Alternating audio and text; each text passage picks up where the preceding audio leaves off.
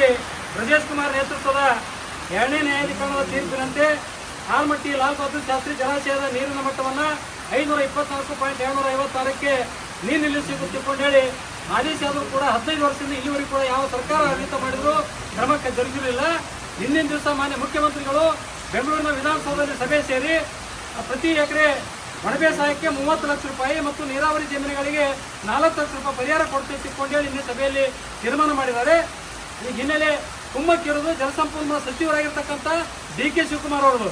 ಭೂಮಿ ಬೆಲೆ ಏನಾದರೂ ಪರಿಜ್ಞಾನ ಒಬ್ಬ ನೀರಾವರಿ ಸಚಿವರಾಗಿ ಮತ್ತು ವಿಶೇಷ ವಿಜಯಪುರ ಮತ್ತು ಬಾಗಲಕೋಟೆ ಅವಳಿ ಜಿಲ್ಲೆಯ ರೈತರಿಗೆ ಎಷ್ಟು ಸಂಕಷ್ಟ ಇದೆ ಅನ್ನೋದು ಇವರಿಗೆ ಕನಿಷ್ಠ ಪ್ರಜ್ಞೆನೂ ಇಲ್ಲ.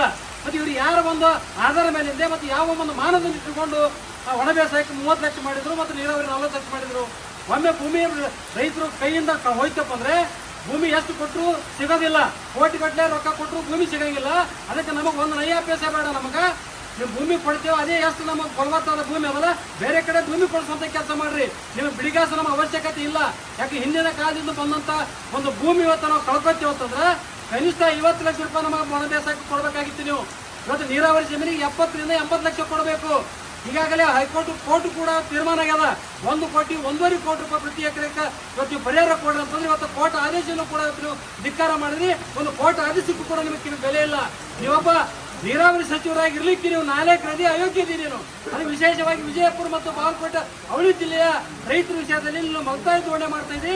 ನಮ್ಮ ಅವಳಿ ಜಿಲ್ಲೆಯ ರೈತರನ್ನ ನೀವು ಸಾಯಿಸಾಕ್ ಹೊರಟಿದ್ದಿ. ಒಟ್ಟಾರೆ ನೀನು ಅಧಿಕಾರದಲ್ಲಿ ಇರೋದು, ನೀನು ರಾಜಕೀಯದಲ್ಲಿ ಇರೋದು ಅಯೋಗ್ಯದಿ. ನೀನು ರಾಜಕೀಯದಲ್ಲಿ ನಿವೃತ್ತಿ ಹೊಂದಬೇಕು. ನೀವು ಒಟ್ಟಾರೆ ರೈತರ ಬಗ್ಗೆ ಕಳಕಳಿ ಇಲ್ಲ. ನೀವು ಒಂಥರ ರಾಜಕೀಯದಲ್ಲಿ ಭಯೋತ್ಪಾದಕಿದ್ದಾಗ ನೀವು ಮಾನ್ಯ DK ಶಿವಕುಮಾರ್ ಅವರು ನೀವು ತಕ್ಷಣ ನೈತಿಕ ಹೊಣೆ ಹೊತ್ತು ರಾಜೀನಾಮೆ ಕೊಡುವಂತ ಕೆಲಸ ಮಾಡ್ರಿ. ನೀವು ವಿಜಯಪುರ ಜಿಲ್ಲೆಗೆ ಇವತ್ತು ಪ್ರತಿನಿತ್ಯ ಇವತ್ತು ಸರ್ಕಾರ ನಮಗೆ ಅನ್ಯಾಯ ಮಾಡ್ತಾ ಇದೆ. ಲಕ್ಷಾಂತರ ಎಕರೆ ಜಮೀನು ಮನೆ ಮಠ ಕಳ್ಕೊಂಡು ಇವತ್ತು ನಿರಾಶ್ರಿತರಾಗಿ ಬೇರೆ ರಾಜ್ಯಕ್ಕೆ ಗುಳೆ ಹೋಗುವಂತ ಪರಿಸ್ಥಿತಿ ನಿರ್ಮಾಣ ಆಗಿದೆ. ಅಂತದ್ರಲ್ಲಿ ಇವತ್ತು ಕೇವಲ ಒಂದು 30 ಲಕ್ಷ ರೂಪಾಯಿ ಒಣ ಬೇಸಾಯಕ್ಕೆ ಕೊಡ್ತೇನೆ ಮತ್ತು ನೀರಾವರಿ ಜಮೀನುಗಳಿಗೆ 4 ಲಕ್ಷ ಕೊಡ್ತೀವಿ ಅಂತಿರಲ್ಲ. ನೀವು ಯಾವ ಆಧಾರ ಮೇಲೆ ನೀವು ರೇಟನ್ನು ಫಿಕ್ಸ್ ಮಾಡಿರಿ?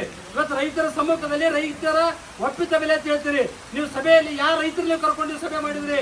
ಇವರು ನಿಜವಾದಂತ ಕೃಷಿಯಲ್ಲಿ ತೊಡಗಿದಂತ ಮತ್ತು ಏನು ಆ ಜಮೀನ ಮುಳುಗಡೆ ಆಗ್ತಕ್ಕಂಥ ರೈತರ ಕರ್ಕೊಂಡು ನೀವು ಸಭೆ ಮಾಡಿಲ್ಲ. ನಿಮ್ಮ ಪಕ್ಷದ ಕಾರ್ಯಕರ್ತರನ್ನ ರಾಜಕೀಯ ರೈತರು ತಗೊಂಡಿಸಿದ ನೀವು ಭೂಮಿಯ ಬೆಲೆಯನ್ನ ನಿಗದಿ ಮಾಡಿದ್ರಿ. ಇದು ಯಾವುದೇ ಕಾರಣಕ್ಕೂ ನಾವು ಅಖಂಡ ಕರ್ನಾಟಕ ರೈತ ಸಂಘ ಇದನ್ನು ಒಪ್ಪಲಿಲ್ಲ.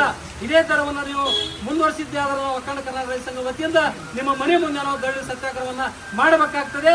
ಹೀಗೆ ಎಚ್ಚೆತ್ತುಕೊಂಡು ಸರ್ಕಾರ ಈ ಒಂದು ದರವನ್ನ ಮತ್ತೆ ಪರಿಷ್ಕರಣೆ ಮಾಡಿ ಇವತ್ತು ವಿಧಾನಸೌಧ ಕೂತ್ಕೊಂಡು ನೀವು ಸಭೆ ಮಾಡಬೇಡ್ರಿ. ಇವತ್ತು ಬಾಗಲಕೋಟೆ ಮತ್ತು ವಿಜಯಪುರ ಹುಳಿ ಜಿಲ್ಲೆಯ ಒಂದು ಮಧ್ಯಸ್ಥಾನ ಅಂತಂದ್ರೆ ಆಲಮಟ್ಟಿಯಲ್ಲಿ ಮತ್ತೊಮ್ಮೆ ಸಚಿವ ಸಂಪುಟ ಸಭೆ ಕರೆದು ಆ ಭಾಗದ ರೈತರು ಮತ್ತು ವಿಜಯಪುರ ಜಿಲ್ಲೆಯ ರೈತರು ಒಳಗೊಂಡಂತೆ ಮತ್ತು ರೈತ ಸಂಘದ ಮುಖಂಡರು ಒಳಗೊಂಡಂತೆ ಸಭೆ ಮಾಡಿ ನಾವೇನ್ ರೇಟ್ ಹೇಳ್ತೀವೋ ಆ ರೇಟಕ್ಕೆ ನೀವು ಸರ್ಕಾರ ಬೆಲೆ ನಿಗದಿ ಮಾಡಬೇಕು. ಇಲ್ಲದೇ ಇದ್ರೆ ನಮಗೆ ಕೊಟ್ಟಂತ ಬಿಡಿಗಾಸು ನಮಗೆ ಅವಶ್ಯಕತೆ ಇಲ್ಲ.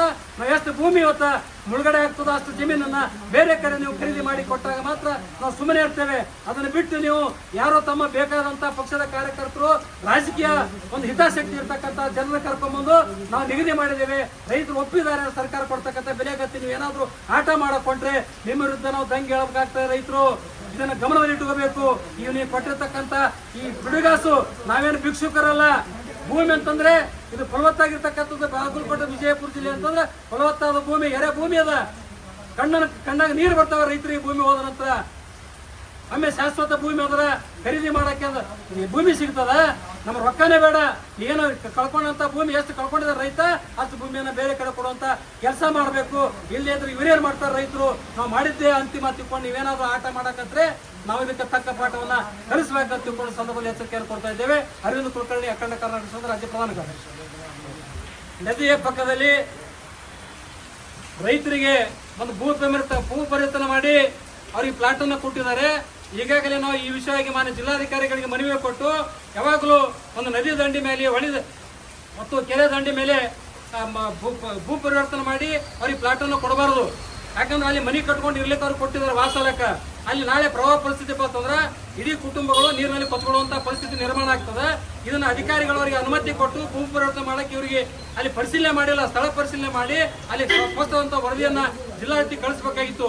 ಯಾರೋ ಪುಣ್ಯಾತ್ಮ ಅಲ್ಲಿ ಸಮೀಕ್ಷೆ ಮಾಡಿ ತಪ್ಪುವಂತ ಮಾಹಿತಿ ಕೊಟ್ಟು ಅಲ್ಲಿ ಭೂ ಪರಿವರ್ತನೆ ಮಾಡಿ ಅಲ್ಲಿ ಪ್ಲಾಟ್ ಅನ್ನು ಕೊಟ್ಟಿದ್ದಾರೆ.